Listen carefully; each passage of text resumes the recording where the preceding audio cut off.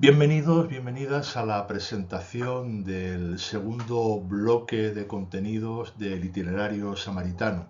Como hice en la primera sesión, aquí lo que hago es únicamente exponer sucintamente a modo de titulares los contenidos que tenéis en los documentos que tenéis en el foro. Si en la primera parte, en la primera sesión, nos ocupábamos del hacerse cargo de la realidad, de la parábola del buen samaritano, ahora nos vamos a ocupar de la sección que tiene que ver con las acciones, aquello que hace el samaritano y que hemos dado en llamar el cargar con la realidad.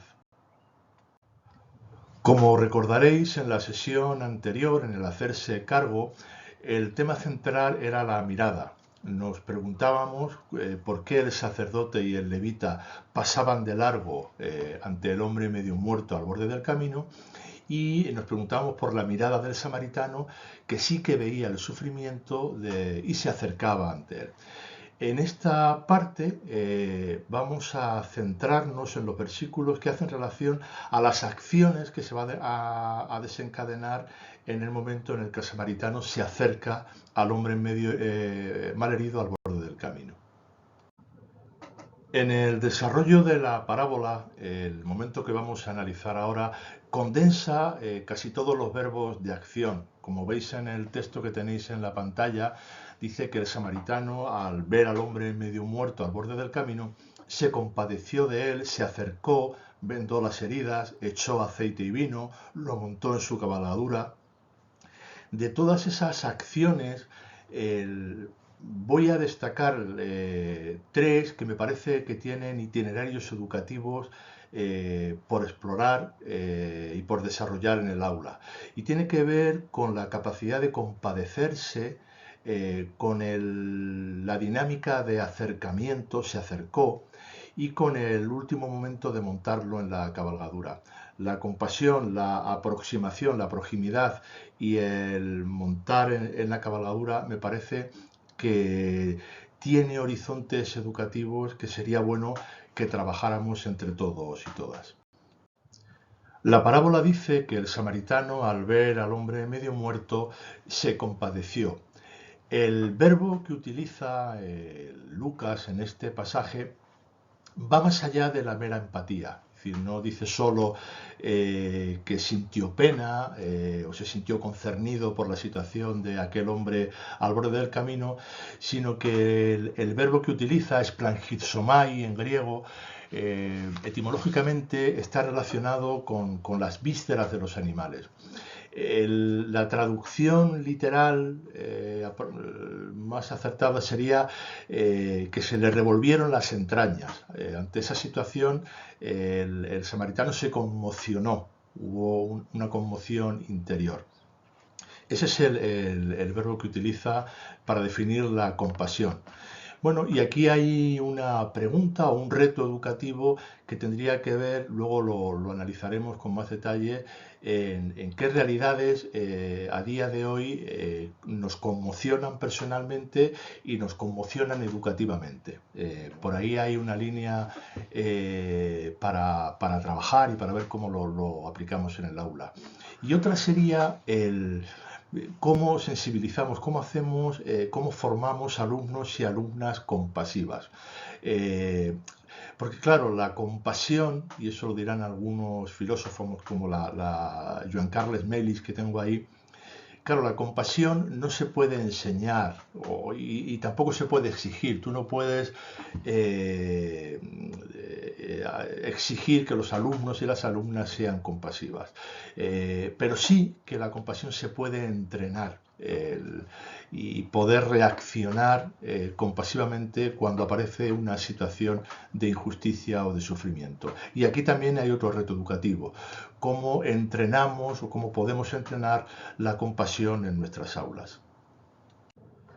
Bueno, aquí dejo por escrito cuestiones que lanzaremos en los foros y que tienen que ver con lo que acabamos de decir. Es decir, preguntarnos sobre las realidades que conmocionan nuestras aulas, es decir, que nos saca de las casillas, sobre los medios que utilizamos para formar alumnos y alumnas compasivas y un elemento que tiene que ver con la educación emocional, que ciertamente la educación emocional ya forma parte de nuestras prácticas educativas. Bueno, ¿de qué manera esa educación emocional que ya estamos trabajando puede incorporar o está incorporando ya el elemento de la compasión y qué herramientas pedagógicas estamos utilizando para entrenar esa sensibilidad que se conmociona ante la realidad del mundo? El samaritano se compadece y el texto dice que se compadece y que se acerca al hombre medio muerto, que se aproxima, que se hace prójimo.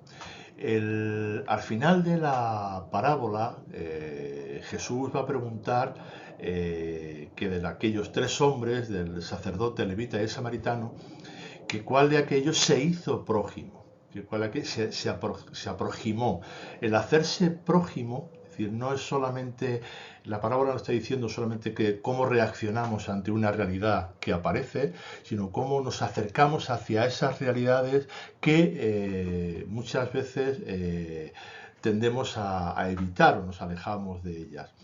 Dirá el Papa Francisco en la encíclica Fratelli Tutti que en ese camino de acercarse o alejarse de la realidad del sufrimiento se juega el ser último de la humanidad. Es decir, él va a decir en el texto que os pongo ahí, en los números 67 y el número 70, que ante la realidad sufriente del mundo solo caben dos respuestas, o acercarse o alejarse, o pasar de largo o acercarse a curar.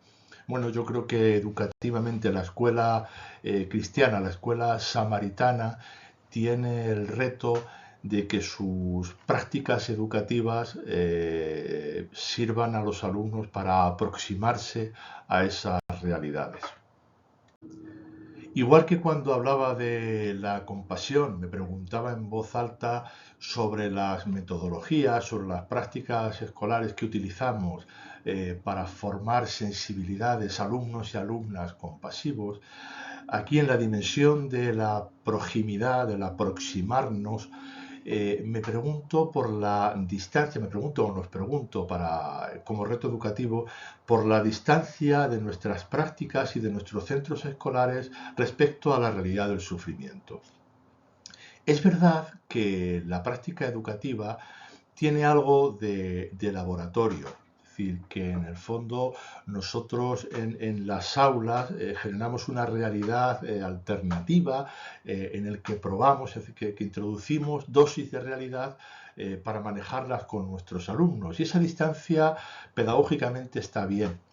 No podemos abrir todas las ventanas y alterar continuamente la sensibilidad y el conocimiento de nuestros alumnos. Pero hay que estar muy atentos a que esa asepsia, si queréis, esa práctica de laboratorio, al final no se convierta en una práctica educativa que se elabora fuera o de espaldas a la realidad. Y tenemos que ver qué distancia tenemos con respecto a esas realidades del sufrimiento para que no sea una educación que no solamente no tenga en cuenta esa realidad, sino que opere en otra dimensión. Bueno, recojo tres preguntas desde el contexto educativo sobre la dinámica de proximidad. Es decir, estamos promoviendo itinerarios de proximidad en nuestros centros, es decir, cómo lo hacemos, a qué periferias estamos llevando a nuestros alumnos y a nuestras alumnas, o qué periferias dejamos entrar en el aula. Y me interesa mucho una categoría que es el testimonio, los testigos. Es verdad que en etapas primeras, en infantil y en primaria, a veces es contraproducente llevar a alumnos a realidades que no van a entender. Y ahí la categoría de la persona, el testigo que ha pasado por esos lugares de sufrimiento y que trae el testimonio de aquellos lugares y trae un relato biográfico de aquello que ha vivido, me parece una herramienta educativa fundamental. Yo recuerdo en mi época de estudiante en la escuela, pues que venía de vez en cuando aquel misionero, aquella misionera que nos contaba su vivencia de unas realidades que estaban lejos, pero que venían mediadas por ese testimonio al aula. Yo creo que en nuestras aulas hace falta esa experiencia directa con la realidad que los alumnos tienen cerca, pero también nos hace falta esas mediaciones, esos testimonios de profesores, de adultos que han pasado y que tienen elaborado un discurso sobre esa realidad de la realidad sufriente de los hombres y mujeres que están en la cuneta de la historia, y que esa realidad mediada pedagógicamente entre a formar parte de la enseñanza del aula. Este bloque que estamos analizando termina con el hombre sufriente montado en la cabalgadura del samaritano. Dice que después de vendar las heridas, de echar aceite, de curarlo, el samaritano monta al hombre en el burro, y dicen los exegetas que en la cultura semítica el que dirige el caballo, el que lleva las riendas, es el que marca el camino y es el que va encima. Bueno, ese es hacia dónde tenemos que ir, hacia dónde nos llevan las realidades sufrientes. Tiene traducciones educativas, tienen que ver sobre los aprendizajes que nos facilitan las periferias. Suele pasar, y es positivo, es decir, que tenemos prácticas samaritanas, sensibilizamos bien a nuestros alumnos y alumnas para ayudar a esas situaciones sufrientes. Hacemos campañas, voluntariados, y eso está muy bien en lo que tiene de vendar, echar aceite, y es importante. Faltaría, o hay un reto todavía educativo más, que tiene que ver con los aprendizajes que podemos recibir de esas periferias. No solo vamos a las periferias a ayudar, a echar una mano, sino que en las periferias hay un saber que no suele estar en los currículos no oficiales y que debería formar parte también de nuestros aprendizajes escolares.